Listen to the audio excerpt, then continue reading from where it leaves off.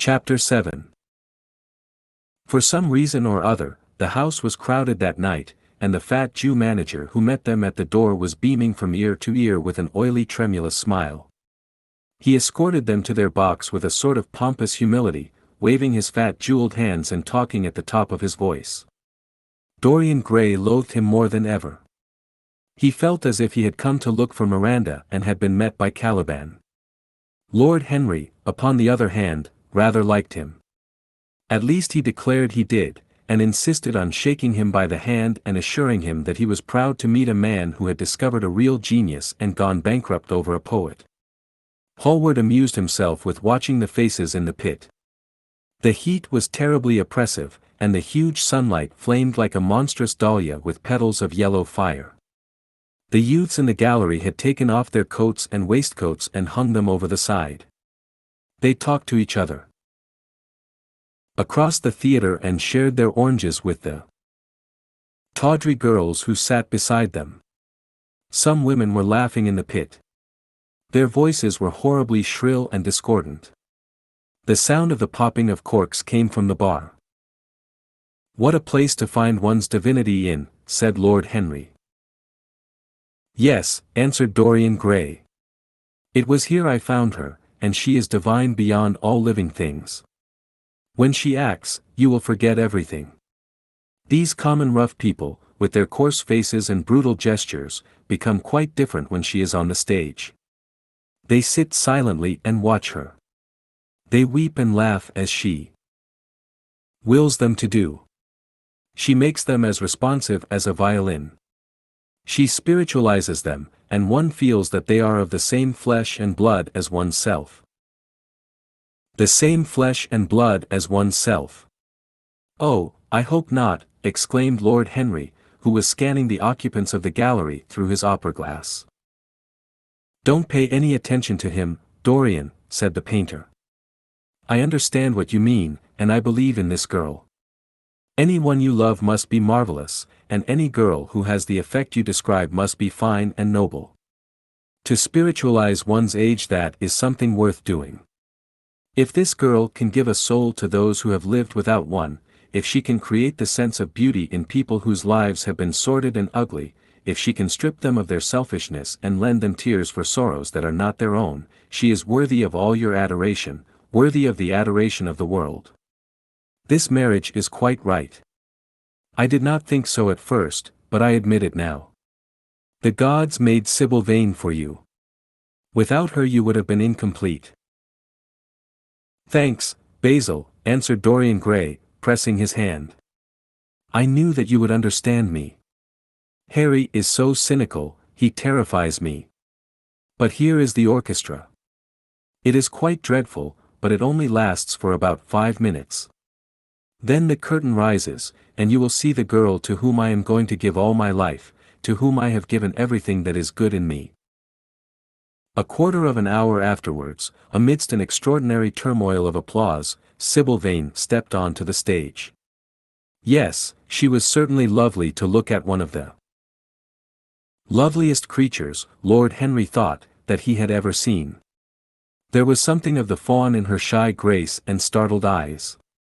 A faint blush, like the shadow of a rose in a mirror of silver, came to her cheeks as she glanced at the crowded enthusiastic house. She stepped back a few paces and her lips seemed to tremble.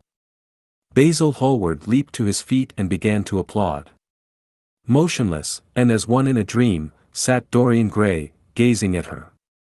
Lord Henry peered through his glasses, murmuring, "Charming. Charming."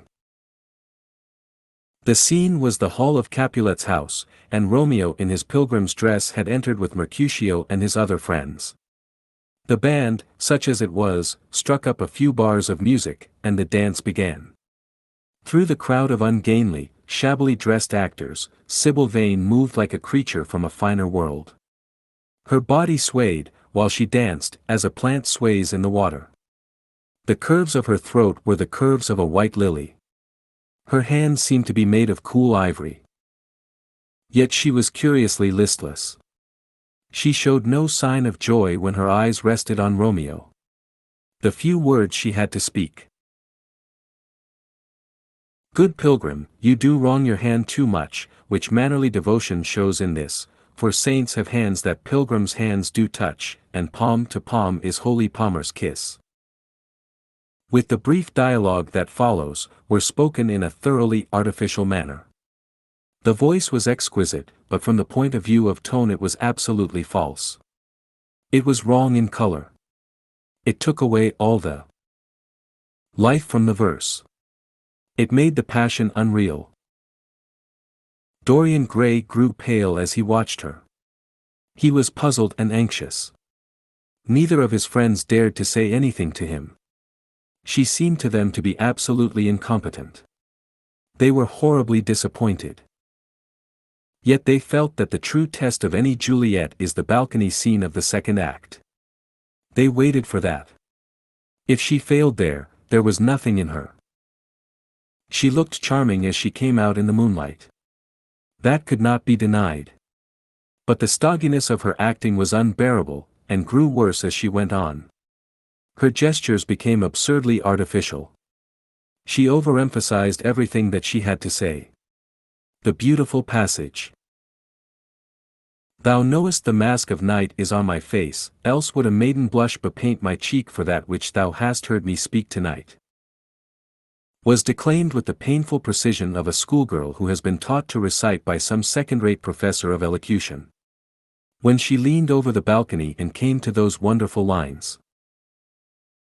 Although I joy in thee, I have no joy of this contract tonight, it is too rash, too unadvised, too sudden, too like the lightning, which doth cease to be ere one can say, it lightens. Sweet, good night. This bud of love by summer's ripening breath may prove a beauteous flower when next we meet. She spoke the words as though they conveyed no meaning to her. It was not nervousness. Indeed, so far from being nervous, she was absolutely self-contained. It was simply bad art. She was a complete failure. Even the common uneducated audience of the pit and gallery lost their interest in the play. They got restless, and began to talk loudly and to whistle. The Jew manager, who was standing at the back of the dress circle, stamped and swore with rage. The only person unmoved was the girl herself. When the second act was over, there came a storm of hisses, and Lord Henry got up from his chair and put on his coat. She is quite beautiful, Dorian, he said, but she can't act. Let us go. I am going to see the play through, answered the lad, in a hard bitter voice. I am awfully sorry that I have made you waste an evening, Harry. I apologize to you both. My dear Dorian, I should think Miss Vane was ill, interrupted Hallward. We will come some other night. I wish she were ill, he rejoined. But she seems to me to be simply callous and cold. She has entirely altered. Last night she was a great artist. This evening she is merely a commonplace mediocre actress. Don't talk like that about anyone you love, Dorian. Love is a more wonderful thing than art. They are both simply forms of imitation, remarked Lord Henry. But do let us go. Dorian, you must not stay here any longer. It is not good for one's morals to see bad acting. Besides, I don't suppose you will want your wife to act, so what does it matter if she plays Juliet like a wooden doll? She is very lovely, and if she knows as little about life as she does about acting, she will be a delightful experience. There are only two kinds of people who are really fascinating: people who know absolutely everything, and people who know absolutely nothing. Good heavens, my dear boy, don't look so tragic. The secret of remaining young is never to have an emotion that is unbecoming. Come to the club with Basil and myself. We will smoke cigarettes and drink to the beauty of Sybil Vane. She is beautiful. What more can you want? Go away, Harry, cried the lad. I want to be alone. Basil, you must go. Ah! Can't you see that my heart is breaking? The hot tears came to his eyes. His lips trembled, and rushing to the back of the box, he leaned up against the wall, hiding his face in his hands. Let us go, Basil," said Lord Henry with a strange tenderness in his voice, and the two young men passed out together. A few moments afterwards the footlights flared up and the curtain rose on the third act. Dorian Gray went back to his seat. He looked pale, and proud, and indifferent. The play dragged on, and seemed interminable. Half of the audience went out, tramping in heavy boots and laughing. The whole thing was a fiasco. The last act was played to almost empty benches. The curtain went down on a titter and some groans. As soon as it was over, Dorian Gray rushed behind the scenes into the green room. The girl was standing there alone, with a look of triumph on her face. Her eyes were lit with an exquisite fire. There was a radiance about her. Her parted lips were smiling over some secret of their own. When he entered, she looked at him, and an expression of infinite joy came over her. "How badly I acted tonight, Dorian," she cried. "Horribly," he answered, gazing at her in amazement. "Horribly. It was dreadful. Are you ill? You have no idea what it was. You have no idea what I suffered." The girl smiled. "Dorian," she answered, lingering over his name with long-drawn music in her voice, as though it were sweeter than honey to the red petals of her mouth. "Dorian, you should have understood. But you understand now, don't you?" "Understand what?" he asked, angrily. "Why I was so bad tonight. Why I shall always be bad. Why I shall never act well again." He shrugged his shoulders. "You are ill, I suppose. When you are ill you shouldn't act. You make yourself ridiculous. My friends were bored. I was bored." She seemed not to listen to him. She was transfigured with joy. An ecstasy of happiness dominated her. "Dorian, Dorian," she cried, "before I knew you, acting was the one reality of my life. It was only in the theater that I lived. I thought that it was all true. I was Rosalind one night and Portia the other. The joy of Beatrice was my joy, and the sorrows of Cordelia were mine also. I believed in everything. The common people who acted with me seemed to me to be godlike. The painted scenes were my world. I knew nothing but shadows, and I thought them real. You came, oh, my beautiful love, and you freed my soul from prison. You taught me what reality really is. Tonight, for the first time in my life, I saw through the hollowness, the sham, the silliness of the empty pageant in which I had always played. Tonight, for the first time, I became conscious that the Romeo was hideous, and old, and painted, that the moonlight in the orchard was false, that the scenery was vulgar, and that the words I had to speak were unreal, were not my words, were not what I wanted to say. You had brought me something higher, something of which all art is but a reflection. You had made me understand what love really is. My love. My love. Prince Charming. Prince of life. I have grown sick of shadows. You are more to me than all art can ever be. What have I to do with the puppets of a play? When I came on tonight, I could not understand how it was that everything had gone from me. I thought that I was going to be wonderful. I found that I could do nothing. Suddenly it dawned on my soul what it all meant. The knowledge was exquisite to me. I heard them hissing, and I smiled. What could they know of love such as ours? Take me away, Dorian, take me away with you, where we can be quite alone. I hate the stage. I might mimic a passion that I do not feel, but I cannot mimic one that burns me like fire. Oh, Dorian, Dorian, you understand now what it signifies. Even if I could do it, it would be profanation for me to play at being in love. You have made me see that. He flung himself down on the sofa and turned away his face. You have killed my love, he muttered. She looked at him in wonder and laughed. He made no answer. She came across to him, and with her little fingers stroked his hair. She knelt down and pressed his hands to her lips. He drew them away, and a shudder ran through him. Then he leaped up and went to the door.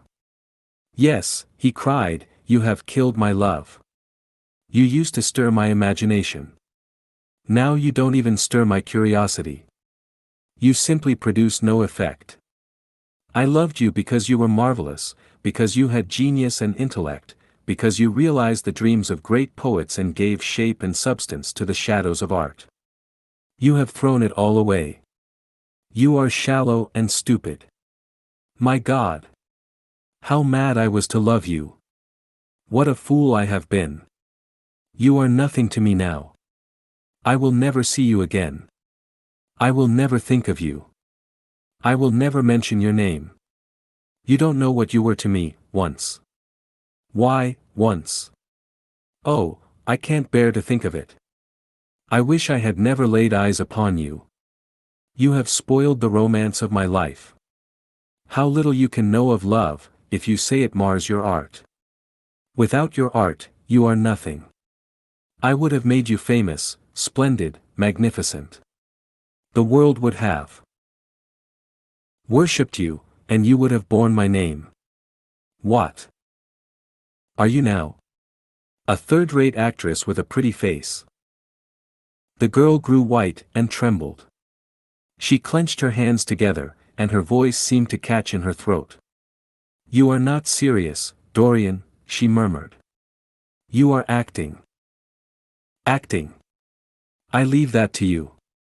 You do it so well, he answered bitterly. She rose from her knees and, with a piteous expression of pain in her face, came across the room to him. She put her hand upon his arm and looked into his eyes. He thrust her back. Don't touch me, he cried.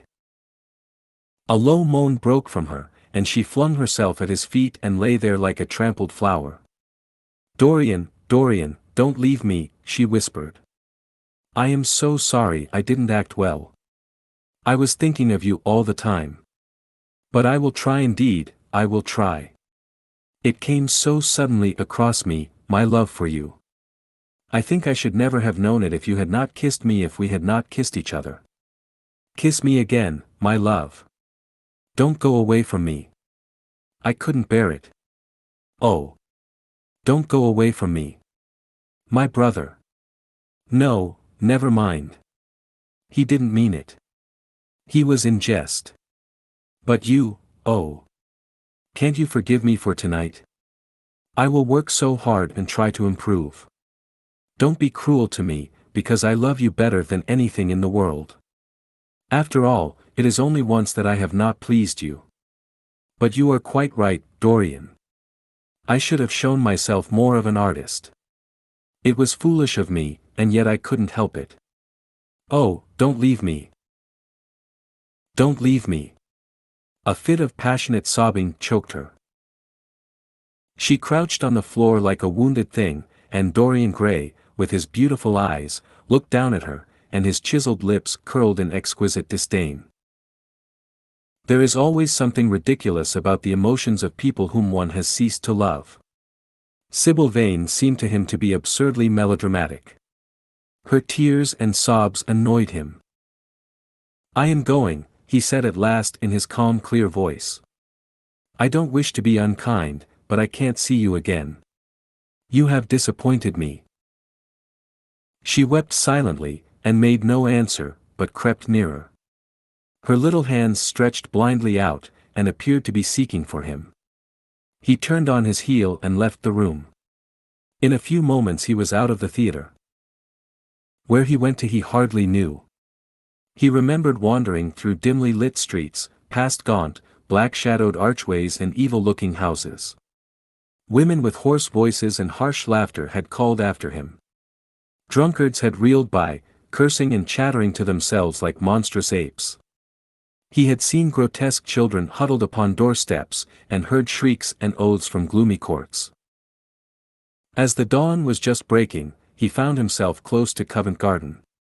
The darkness lifted, and, flushed with faint fires, the sky hollowed itself into a perfect pearl. Huge carts filled with nodding lilies rumbled slowly down the polished empty street. The air was heavy with the perfume of the flowers, and their beauty seemed to bring him an anodyne for his pain. He followed into the market and watched the men unloading their wagons. A white-smocked carter offered him some cherries. He thanked him, wondered why he refused to accept any money for them, and began to eat them listlessly. They had been plucked at midnight, and the coldness of the moon had entered into them. A long line of boys carrying crates of striped tulips, and of yellow and red roses, defiled in front of him, threading their way through the huge, jade-green piles of vegetables. Under the portico, with its gray, sun-bleached pillars, loitered a troop of draggled bare-headed girls, waiting for the auction to be over. Others crowded round the swinging doors of the coffee-house in the piazza. The heavy cart horses slipped and stamped upon the rough stones, shaking their bells and trappings. Some of the drivers were lying asleep on a pile of sacks. Iris-necked and pink-footed, the pigeons ran about picking up seeds. After a little while, he hailed a hansom and drove home. For a few moments he loitered upon the doorstep, looking round at the silent square, with its blank, close-shuttered windows, and its staring blinds. The sky was pure opal now, and the roofs of the houses glistened like silver against it. From some chimney opposite a thin wreath of smoke was rising. It curled, a violet riband, through the nacre-colored air. In the huge gilt Venetian lantern, spoil of some doge's barge, that hung from the ceiling of the great, oak-paneled hall of entrance, lights were still burning from 3 flickering jets, thin blue petals of flame they seemed, rimmed with white fire. He turned them out and, having thrown his hat and cape on the table, passed through the library towards the door of his bedroom, a large octagonal chamber on the ground floor that, in his newborn feeling for luxury, he had just had decorated for himself and hung with some curious Renaissance tapestries that had been discovered stored in a disused attic at Selby Royal. As he was turning the handle of the door, his eye fell upon the portrait Basil Hallward had painted of him. He started back as if in surprise. Then he went on into his own room, looking somewhat puzzled. After he had taken the buttonhole out of his coat, he seemed to hesitate. Finally, he came back, went over to the picture, and examined it. In the dim arrested light that struggled through the cream-colored silk blinds, the face appeared to him to be a little changed. The expression looked different. One would have said that there was a touch of cruelty in the mouth. It was certainly strange. He turned round and, walking to the window, drew up the blind. The bright dawn flooded the room and swept the fantastic shadows into dusky corners, where they lay shuddering.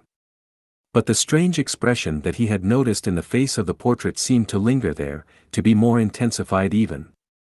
The quivering ardent sunlight showed him the lines of cruelty round the mouth as clearly as if he had been looking into a mirror after he had done some dreadful thing.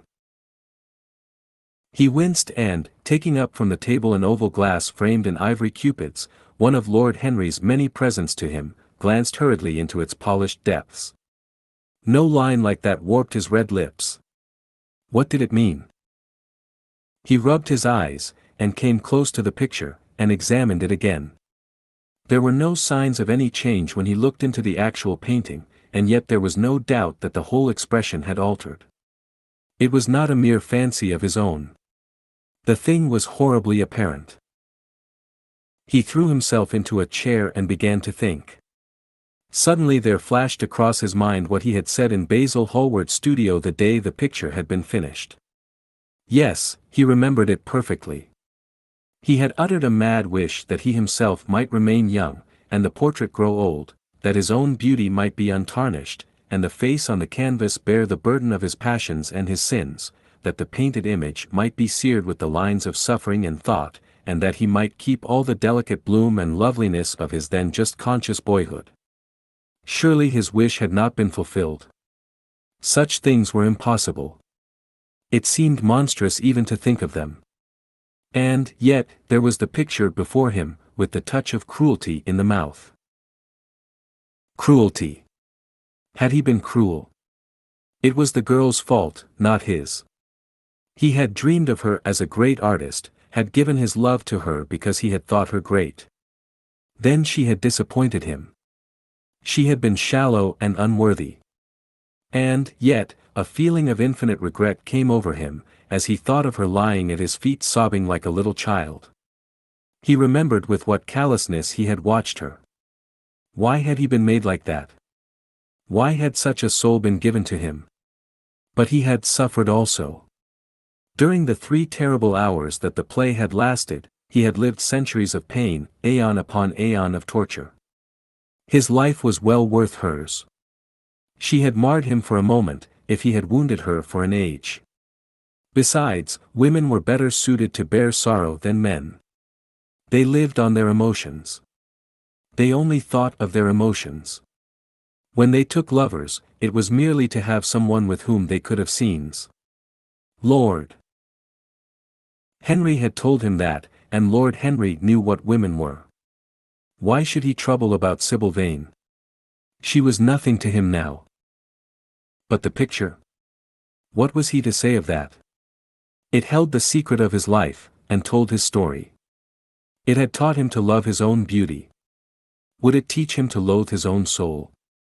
Would he ever look at it again? No, it was merely an illusion wrought on the troubled senses. The horrible night that he had passed had left phantoms behind it. Suddenly there had fallen upon his brain that tiny scarlet speck that makes men mad. The picture had not changed. It was folly to think so. Yet it was watching him, with its beautiful marred face and its cruel smile. Its bright hair gleamed in the early sunlight. Its blue eyes met his own. A sense of infinite pity, not for himself, but for the painted image of himself, came over him. It had altered already, and would alter more. Its gold would wither into gray. Its red and white roses would die. For every sin that he committed, a stain would fleck and wreck its fairness. But he would not sin. The picture, changed or unchanged, would be to him the visible emblem of conscience. He would resist temptation. He would not see Lord Henry any more, would not, at any rate, listen to those subtle poisonous theories that in Basil Hallward's garden had first stirred within him the passion for impossible things. He would go back to Sybil Vane, make her amends, marry her, try to love her again. Yes, it was his duty to do so. She must have suffered more than he had. Poor child. He had been selfish and cruel to her. The fascination that she had exercised over him would return. They would be happy together. His life with her would be beautiful and pure. He got up from his chair and drew a large screen right in front of the portrait, shuddering as he glanced at it. How horrible, he murmured to himself, and he walked across to the window and opened it. When he stepped out onto the grass, he drew a deep breath. The fresh morning air seemed to drive away all his somber passions. He thought only of Sybil. A faint echo of his love came back to him. He repeated her name over and over again. The birds that were singing in the dew-drenched garden seemed to be telling the flowers about her. Thank you for watching. We are dedicated to curating literature into some of the best read-along audiobooks anywhere. Please support the channel by clicking like and subscribe. As our supporters grow, we will be able to improve the quality of our publications, add better voices, and make more great books available to our viewers. If you have any requests, feel free to message us anytime. ultimateaudiobooks.com